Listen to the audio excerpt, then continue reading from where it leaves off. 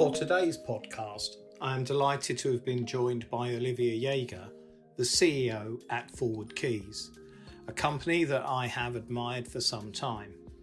Olivier shares with us some of his experiences around building ForwardKeys from scratch and also the ways in which they add value to pure data. This is a really interesting podcast and also shows some valuable learning lessons around company culture and ambition. I hope you enjoy listening to this as much as I did in the recording.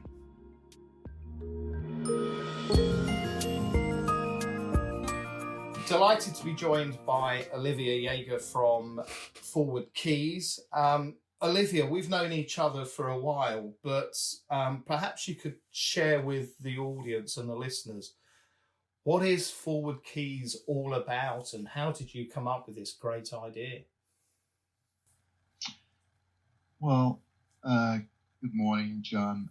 Thanks for having me, and thanks for your interest in ForwardKeys. The interest of ForwardKeys is the result of two meetings, consecutive meetings I had with top management in Hilton and Accor many years ago, I guess 12, 14 years ago maybe. And both meetings, the time I was really involved with hotels, both meetings ended up with a question. You know, there's always a moment in these meetings where the heart of the negotiation discussion is being addressed and everybody's relaxing. Everybody knows these are the last 10 minutes, maybe a last coffee for the road. And both meetings ended up with the question, says, but, you know, how could I predict and constrain demand? How could I understand forward-looking demand? And I don't know, at this time, what came to my mind was to say, well, you know, if I knew how many people are going to come to a city, I would have a nice proxy, because then I could anticipate the number of people checking, maybe not booking, but at least checking in. And the idea that was put on the table was saying, well, you know, if we understand the air bookings, which is typically what anticipates the hotel booking in most cases, discussion point, but we know it is in general a true statement. Well, therefore, you can slightly anticipate, at least by the volume, because the hotels are super scattered, so stuffed through the hotel inventory to get a good sense for what's the demand for a city is going to be. But then you do have an ability to anticipate the demand for a destination. So at this point, and what the company was in the very early days was to try to aggregate as much booking information. At the time, we were working with all GDSs, and today we work with IATA DDS as well.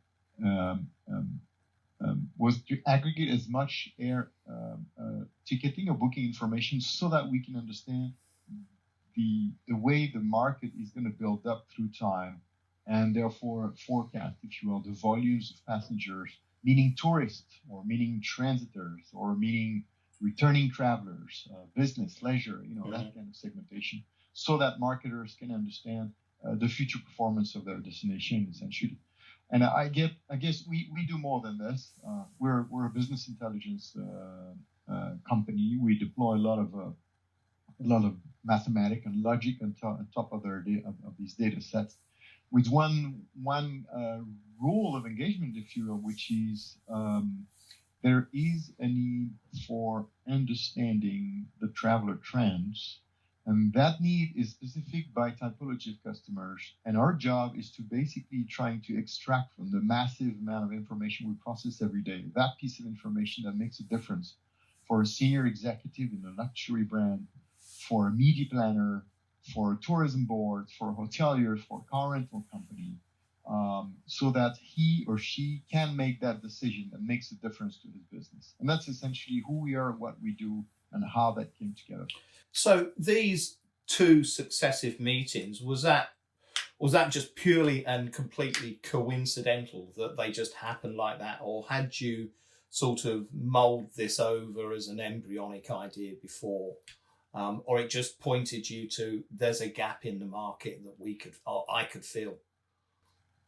Well, I wish I were that smart, but no. I think in my case, basically founding ForwardKeys was the end result of a career path. So yes, you're right, that idea had come to me before, but there's a natural evolution of my contribution as an executive for TravelClick, for Focusrite, for MB4, for Amadeus, for AOL, etc., etc. So I think, so it's like this biz dev guy, sales guys, product guy, consultant type of analyst spirited, brings you to understand the meaningfulness, if you will, of data and the relevancy of data. And at one point, you interacting with customer, try to gauge or get a sense for what their needs are and what would make a difference for them. How could you allow them to make a decision? What is the information they'll be looking for? So I think that's what got me to create ForwardKeys, essentially. So you ran back to Valencia, and where ForwardKeys are now based, and probably stared at a laptop, and it was like, where do I begin on this journey? And how do I get this data? I mean, it must have been quite a journey in terms of securing access to the data points and to beginning to create the models and the algorithms around this and to build a team. I mean, it's a fascinating journey that's probably taken 10 years plus, I would think. Yep. Over 10 years at this point, from company creation, if you will, to today. You're right. There would have been ways to do that much faster, but we didn't have the cash. So we just took it with great patience and weighted every decision we were making to protect ourselves, essentially. So actually, I was not in Valencia at the time. I was living in the southwest of France in the countryside. And that's a perfect place to basically think, conceptualize, be very patient. Mm-hmm. Being very obsessed with your end goal, believe in it, never abandon the idea. Yes, it's been a difficult road because yes, we had to convince lots of people that there was value in the data they cherish and they protect because they belong to them, and rightfully so. And when it comes to the GDSs, essentially convince them that there was a future for these bookings beyond the heavy profit, I must say, they were making out of selling this information to the airlines. So my point at the time was to try to justify that there was way to sell this information for much less money, partial information, but to a much wider audience. But obviously for this, you needed to have the technology to slice and dice the information, to extract the insight. Some of these guys out there were convinced with a laugh. Then I was thinking, okay, let's see how these guys are gonna fail. And some other, liked the idea, so we got it to where it is through all this time. It is only later. I mean, when we set up with my partner Chris and Pinsford, the company essentially. He was based in Valencia and could not move away from Valencia. So we decided to set the company in Valencia. But I need to be honest. I mean, I was not a fan of Valencia in the early days, but I must say this is one of the reasons why we have been able to set up this company with no debt, self-financing ourselves year over year because lifestyle is fantastic. The cost is really reasonable. You can have a real good life here with limited amount of money. And we have a lot of stability in the staff as well. And these are essential when you're launching a company with little cash, essentially. Mm-hmm. So that's been Valencia's been very, very important to the whole adventure. It's interesting what you say about insights, because we hear so much about big data, don't we? And the GDS systems and the meta search systems are really big data, but it's the nuggets of insight that really are where the value is for most people, isn't it? That's where the value is derived. Now you must have been quite frustrated to begin to articulate that value, because everyone wanted to answer the question but they couldn't, and suddenly you had some of the answers. So did people come rushing to you looking for the answers, or did you have to go and articulate the proposition? Yeah, well, there are two elements of answer to this. One, it is funny because everybody's obsessed with flat files on the data lake, right? Mm-hmm. But obviously, the question is, what is the answer to what question? Before give me 5 kilos of data, please. So there is a funny twist in the current situation, and we also see tourism boards coming. Hey, I got all these flat files. Can you help me to process them and to, express them? Yeah. So yeah, there's a funny thing going on in the industry right now. But essentially, yes, the vision or the value proposition we've been, I always say, you have two Excel databases. I say, I give you all my data. It's all there. It's just in this Excel database. How much are you willing to pay for it? Well, I don't know, 10K and 20K. All right. Here's another Excel database. And this Excel database, not a database, by the way, it gives you 3 numbers. That's it. These are the numbers that wakes you up at night. And I don't know, for a luxury boutique in the center of Paris is, when should you have more staff that speaks Chinese? Because this is when the Chinese guys are going to be buying from your shop. Yeah. That is worth a lot of money. I mean, don't give me your data. I know it's worth a lot, but this is what I need. Wednesday the 22nd. That's what I need, right? So being able to extract this information, it's actually a two-way street, because that there is information that must be relevant for this luxury boutique, but they are unable to verbalize it, and you're unable to figure it out. So it's a funny thing, Sometimes people tell me, oh, the value of ForwardKeys, you guys do big data and all that jazz. So yeah, maybe. But at the end of the day, if there is one real value that there is, which is the secret recipe of ForwardKeys, is in the use cases. That's it. It is all about the use cases. Because the rest is about how do I massage the data, which data, do I need a lake, another lake, or how do I process it? Yeah. And I get that. But at the end of the day, it is the use case. What makes that Joe is willing to spend 150,000 euro on a subscription to ForwardKeys in order to access the 3 daily or monthly pieces of information? Because these are the ones that he can use in order to make decision. And the fact that he's paying 150,000 euro for this, it makes no difference to him, because what's at stake is much higher in terms of value. And that is how we've been conducting that business. So that's why we have 12, we're operating in 12 silos. So for some silos, the value is more, from other is less. The capability to invest is more or is less. But we've been able to navigate and grow our business on a yearly basis, simply trying to get deeper into the use cases, if you will, of each of these businesses. So you have these, it's interesting, you have these 12 customer segments. And then if you overlay them with your geographic data that covers the whole global sort of economy and travel ecosystem, it suggests to me you must have staff in every major market in the world. Is that the case? Or are you bringing people into Valencia and coordinating everything from there? How many people have you got working for you, and how does it all work? Because there must be some fascinating cultural and nationality type sort of dynamics that you deal with on a daily basis. Yeah. I mean, it is intriguing because we're still a fairly small company. I mean, we're a team of 70 people. So yes, it is always about trying to build up this kind of matrix organization which combines support and sales globally, etc., etc.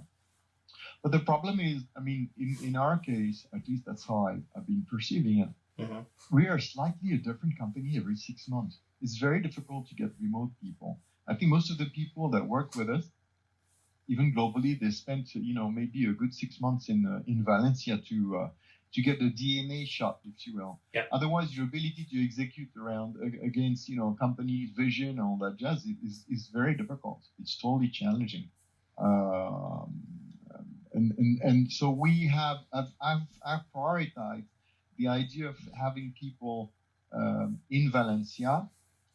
I think we have around 14 people, there are 15 people who are not in Valencia, essentially sales and analysts, right?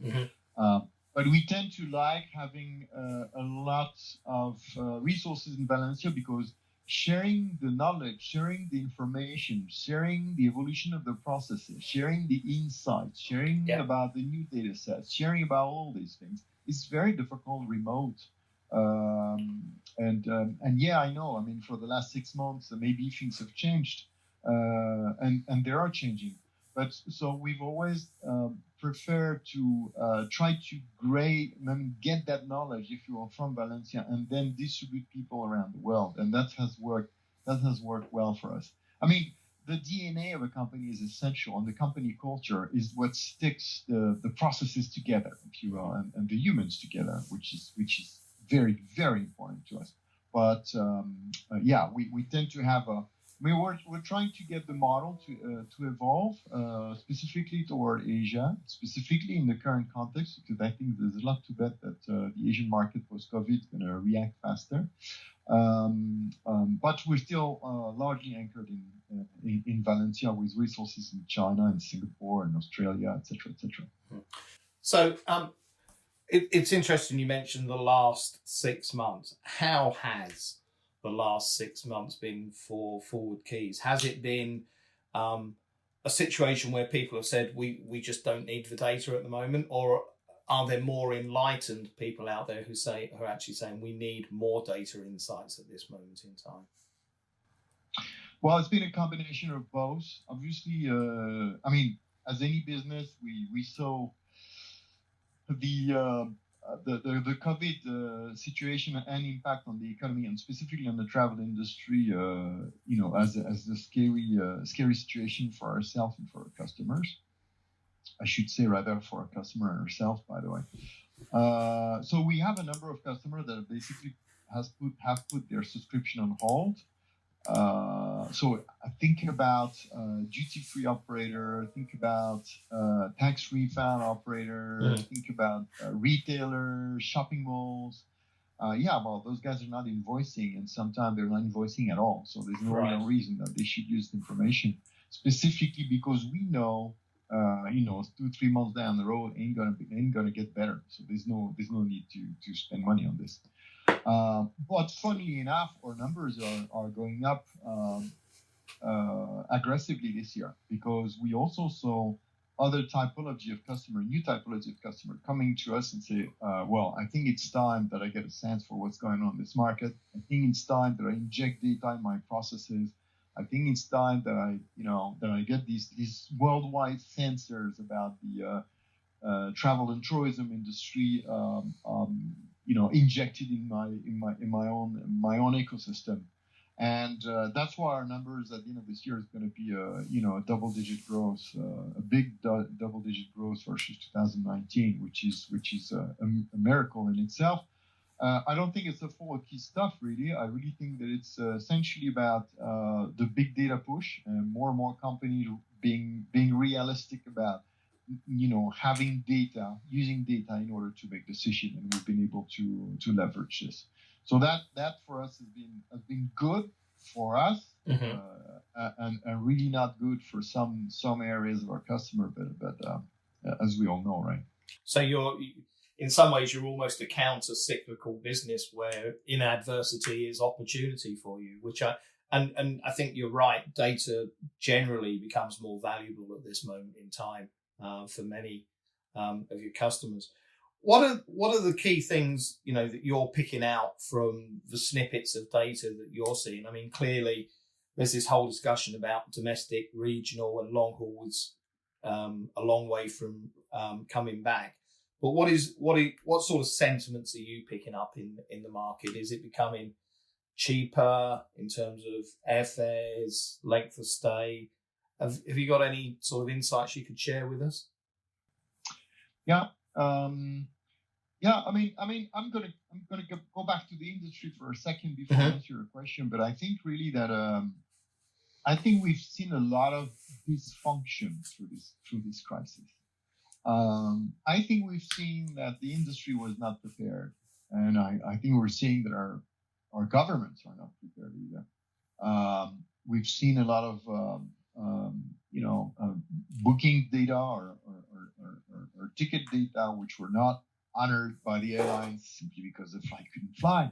We've been a wounded industry trying to stand up for itself, if you will, but unable to do so because we have zero visibility and no control over where you can fly, when you can fly, what conditions. We've seen, the same for capacity data, where you see that these airlines trying to have a life and exist are being shut down by the fact again that the flights can't fly. So I think we've seen some aspects of the dysfunctioning of the industry, but the dysfunctioning of our governments here in this area. But we can talk about that later. So consequently, what we're seeing is obviously whatever is controlled, regionally or I would say domestically, is protected or is able to rebound faster.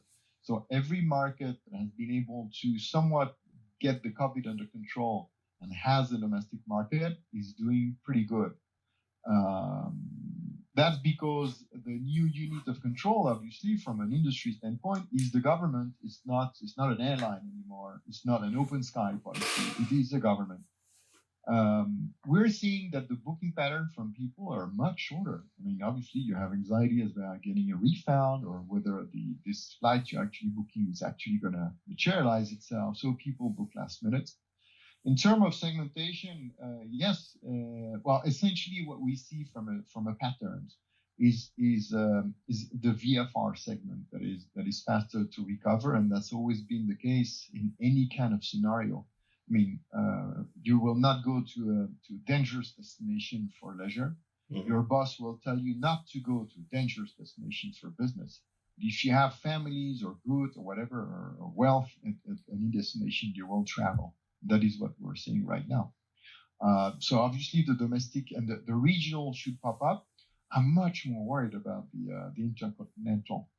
If you think about the situation we have, a lot of Asian and Pacific destinations basically have managed to protect themselves from COVID, where us in Spain and France are certainly not protected. How many years will it take before a Spaniard or a French guy can travel to New Zealand when there is no one case? I mean, how many years? How will we set this up if we cannot trust the test? If we do not believe that it's safe to fly? If the vaccine is not, overwhelmingly distributed and implemented, that one is a much scarier thought. Yeah, I think you're absolutely right, and I know there have been some suggestions that 2024 we could return to 2019 levels, but I personally am beginning to feel it could be 2026 if some things don't change quite quickly. But we have to be optimistic about the vaccines and track and trace and airport testing and all of those sorts of things. So I picked up on that bit about the governments and leadership. From your perspective as a CEO in a travel company, do you feel that we've handled this as a global community correctly? Should it have been governments? Should we lock down? Should we have looked towards allowing people to travel and just accept the herd immunity argument? Well, I mean, I'm certainly not a scientist or a doctor or anything like this. The only thing for me that seems a bit bothering is that I've always seen COVID as a gun with two bullets in it. The first bullet is health, and the second bullet is the economy. The problem of health is that it's visible. The economy, it's much more subtle, if I may use this term, and it spreads and it's slow and it hurts and it breaks. And sometimes I must say that I feel we're not doing enough when it comes to the economy. And I really think that our industry is symptomatic of this. I mean, without travel industry, a lot of our countries are losing between 5 and 25% of our GDP. Yeah. That is that wealth that is not distributed. So yeah, we can stabilize the economy, but how are you going to do that with travel and tourism? It is impossible. Yeah. It is impossible. I mean, the French market, the Spanish market, which are my most my proxy here to the world, I must say, and maybe I'm looking at the world through this limited view, if you will. But Spain here, 30% GDP comes from tourism, and that's direct. But indirect, that is people's survival. That is bars, that are clubs, there are restaurants. This is all collapsing right now. This is all collapsing. And the question is, I don't think people get sick from traveling. They get sick because they're not tested. Yeah. And I don't understand why. I mean, I think one of the failures essentially is to have looked at COVID as a researcher, a fundamental research in health and vaccine could do it, if you will. This is an operational issue. It is an operational issue. It is about what are the rules of engagement? Let's have them clear. What can you do? What do you need to do? Do I need to get to the airport with a test made in the last 2 days? Or do I need to get to the airport 4 hours before I take off and I'm going to get tested? Do I need to account for spending $140 when I get to Heathrow and account for staying there 5 hours and get tested again? That is okay. Do I need to load a specific app in my phone while I'm traveling in the UK and visiting my customers? Do I need to respect these and that rule? This is all okay. Tell me what it costs, and I will decide what my actions are. And with this, we will slowly but surely resume the industry. But do not lock the doors without knowing, because this is killing the economy.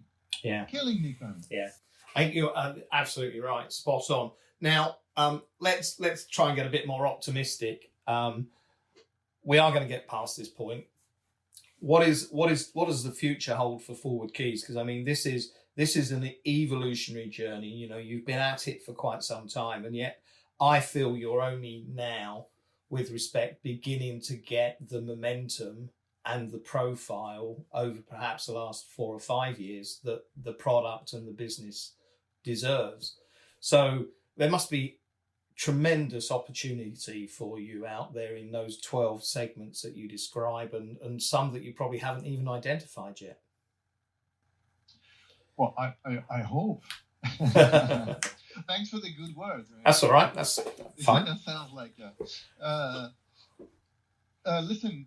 I mean, it will sound absurd what I will say here, but I feel that we will be done with the foundation of our business by end of Q1 2021. Okay, and then people will look at it and say, "What? You guys took 10 years to create like a rather small data business?" Yes, that is true. I think it took us 10 years to get to the level of maturity where we're able to get anything and everything done with the data. And fundamentally for us, the next step is not about data, essentially. It's about insight, because the insight is what matters at the end of the day. It's about enhancing the forecast. It's about providing more accurate estimation of the people there are by segment, if you will, at a destination. It's merging and mixing our data with others to extract more insight. It's displaying this information differently. It's trying to access better data to permanently enhance, the type of insight that we can provide to our customer. It is easing the access to this information, and that's been a struggle itself internally. Is creating indexes that allow, maybe the financial community to get a better sense of the economical sensors, if you will, running around the world in demands of travel, because they are proxy to the demand in general, et cetera, et cetera. So there's a lot of stuff we can still build, and yes, we have a clearly defined strategy to try to address that. I hope we have a bright future. I hope it for me. I hope it for all the guys that work at ForwardKeys, because that is really, really important. And there is one thing I could say, which is we're going to work hard. We're going to remain humble, because I think we are. We're going to question ourselves all the time, and we're going to try to do better and be better at what we do. Tell you, Q1 2021, the foundations are over. It's all about being creative with the numbers and getting more ways and better ways to extract insights that can be used by customers. I give you an example, because I think it's interesting. And sorry if that's a digression. No, please do. We have some we have some customer that one customer would buy some services from ForwardKeys, so that same customer would buy PowerPoints because they need to understand these or that trends at sea level. So they just want a couple of slides monthly that tell them, okay, this is what it looks like, and these are the reasons, and this is what we think is going to happen. Those guys also get access to some front ends we have because they need a query tool. They need to be able to answer their own questions, right? And then they also have access to an API or flat files, or whatever we want to call it, and whatever the methodology is, in order to access. Simply because these people, they are basically injecting our data in the supply chain kind of tool, because they are automating how to predict, if you will, demand of this or that product. And I think it's a nice illustration where, think AI, think all these things, where some algorithm needs to help you to think about your business without you, with you being sleeping, if you will, versus that information needs to come as a PowerPoint. Analyst needs to help you to understand how things are going to go. And it really tells about the usage of data, the pipe connection for automation, apps to an educated senior analyst that can tell you what the future looks like. So there are many ways to serve data, and I think that's it is interesting because there is just so much data out there, and as you said earlier, creating the insights those three numbers are of much more value to most people than a flat file on an Excel sort of spreadsheet. But I think it would be really interesting for the audience and our listeners to understand how much data you actually suck into your system on a daily basis, because you're picking up almost a daily snapshot of GDS booking activity, aren't you, around the globe? I mean, that's a huge amount of data in normal times to be handling and managing. And I've been to your offices. It's a very impressive setup. Well, thank you, John. I mean, to be honest with you, I don't know, but it is true that if you look at the global GDS data, that's a lot of reservation. And if you add to this the IATA DDS, well, that's more than doubling it actually, because there is even more information there. Mm-hmm. So yeah, I wouldn't know how to use whether I would need to use terametrics or million metrics of reservations of interaction, but yes, there's a lot of data. But to be honest, that is not a concern. It is not a concern nowadays. The question, it's a question when you need to reprocess a file, right? Mm-hmm. Absolutely, yeah. When you need to make some changes and extract from the raw files this piece of information that you find out one customer wants and you haven't thought about in the early days. So then it's going to take you weeks or maybe months sometime to reprocess some specific stuff. And that's true because you always have to gauge between cost and speed there. Yeah.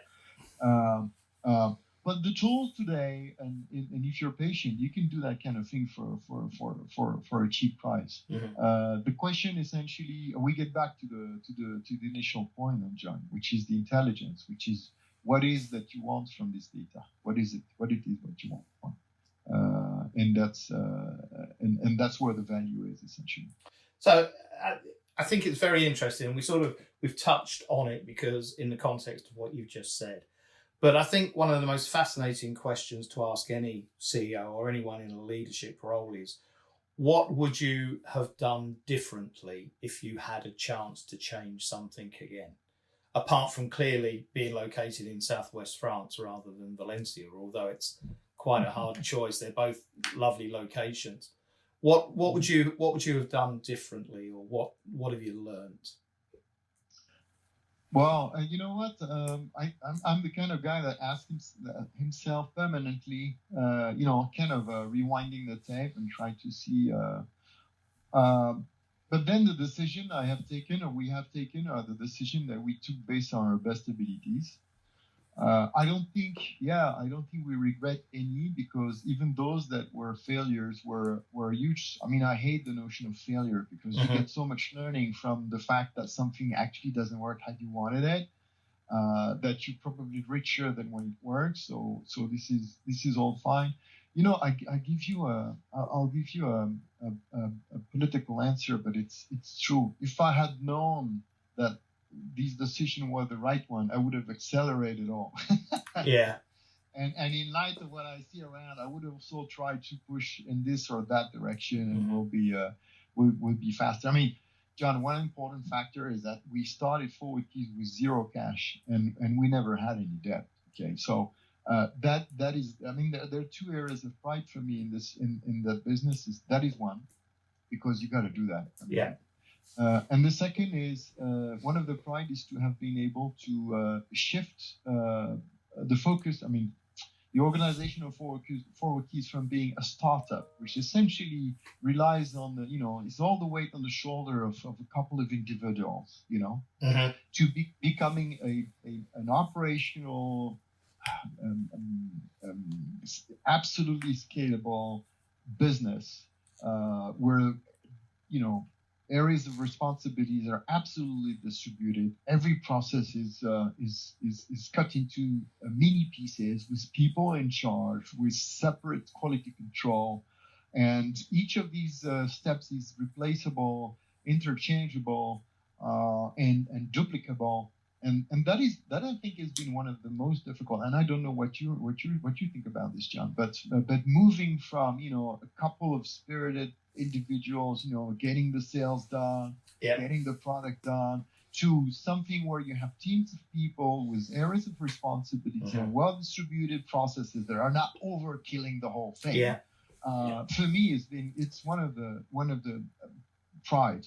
I was going to ask you about that, because it must be so difficult for a very small group who have taken a baby to this point where you describe it as you have the foundations in place. You were responsible in everything from the data to the marketing to the product development to the architecture, everything to do with the brand.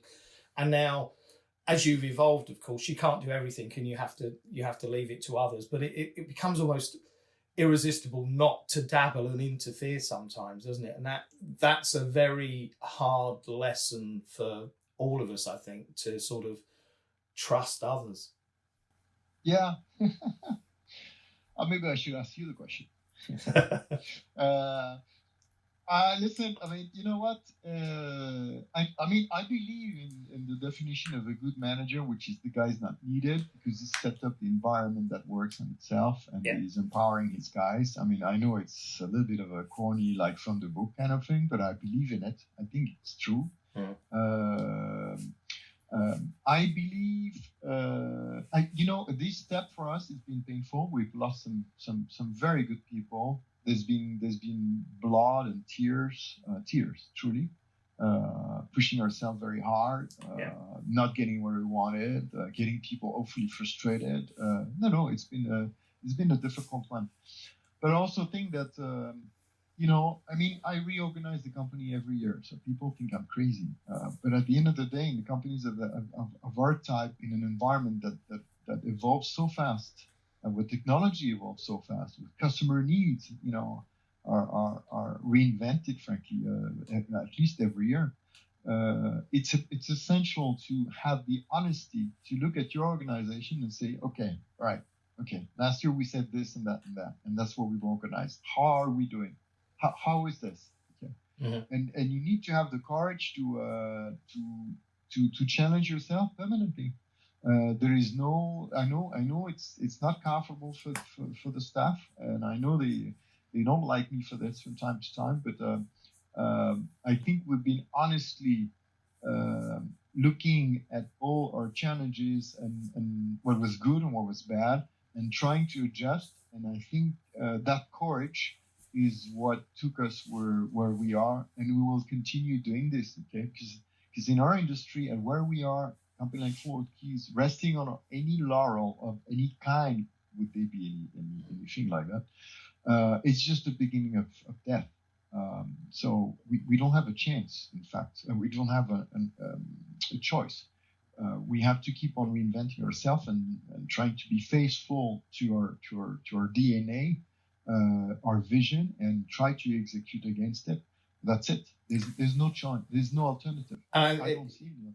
Do you know? I think it's quite interesting. You talk about you can't afford to be complacent, and you need to have that humility in everything that you do and challenge your people and your organizational structures. And I'm sitting here sort of thinking maybe COVID-19 really has been, as much as anything else, a wake-up call to the whole travel industry, because we maybe had become a bit complacent, and we maybe as an industry have become a bit more confident than we should have been, and we were not challenging ourselves. So it's fascinating.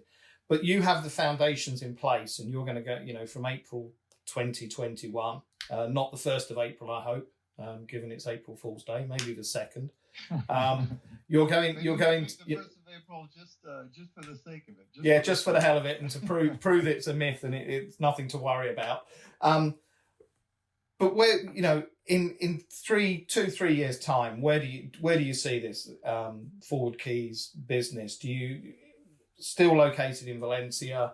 More people, obviously more customers. I mean, you must be very confident that if you retain your humility and you keep the company ethos, the future looks really good for ForwardKeys. No, I don't know. I mean, maybe it's me, but I hate being. I'm not very good at keep on pedaling on the bicycle when I feel I've already got the right speed. So I need to get that little bit of feeling that of insecurity. That you're not going skydiving again, are you? I'm going what? Sorry. You're not going to go skydiving in Valencia like some of our mutual friends have done, are you? On the skydiving thing? Yeah. Yeah, no, I tried, but I was very lucky that day because I went with them. I was very lucky with them, and you know what happened? The plane landed. I was about to get into the plane and say, no, too many clouds. And you would have seen that smile on my face. I said, some other days, maybe. Actually, never happened. I'm so glad so glad it did. No, but listen, I take our future very seriously in the sense that this is a business when you need to reinvent yourself permanently. A lot of the things we were trying to tell our customers 3 years ago, they would not listen, they would not understand it. And today they're calling and looking at us and saying, can't you guys deliver it this way? And we're looking at ourselves like, wow, that's what we talked to them about 3 years ago. They were not listening. Yeah. They would not understand it. So we need to be ahead of all this. And being ahead is very difficult because, I was telling you ahead about, these use cases. Mm-hmm. Well, it's same for something as simple in principle than a tourism board. Can you go and talk to a tourism board and say, oh, guys, hey, nice to have you as customer. We hope we're serving you. What will you need in 2 years from now? I mean, you're never going to develop a business on that question. It's not going to happen. Nobody knows. And I mean, by the way, anyone is hardly interested in answering that question. So you got to do that. And for this, you need to try, you need to think, you need to be creative, you need to accept to fail, you need to make stupid decisions. And actually, these are the ones I'm really looking forward to because they're the most fun. But, it's about how do you keep on injecting that creativity, and just not for the sake of creativity, but just because you need to be 1-2 steps ahead of your customer. Otherwise, they're going to look for another options. Mm-hmm. And you could argue, John, say, well, yeah, but you guys have some set stuff, maybe the brands that reflects on the number of Chinese that will get to Vladivostok on the 5th of November. Who does that right now? Yeah, this is true, but that cannot only be our only business. I mean, right now we're helping a lot of luxury brands to understand how the Chinese are spending their money in the Hainan duty-free shops, because they are our customers, because we have identified that needs, and because we've seen this is BI and we could pull it off, and that's what we're doing. So many opportunities, but because we're going to be listening, because we're going to be humble, because there is going to be sweat, and because we're going to be happy to take on challenges, we shall have a bright future if everything allows. but these are the conditions. So there's no room for complacency here, not a single time. I mean, maybe it's me, okay? But that's how I see it. Well, Olivier, we could chat for quite some time because I think it's a fascinating success story, and I'm in awe of what you've done. The culture, the people are brilliant to deal with, and it's a reflection on you and your partners in what you've done. But thank you very much for your time. I know you probably have got many other things to do, but I wish you well and good luck in the journey.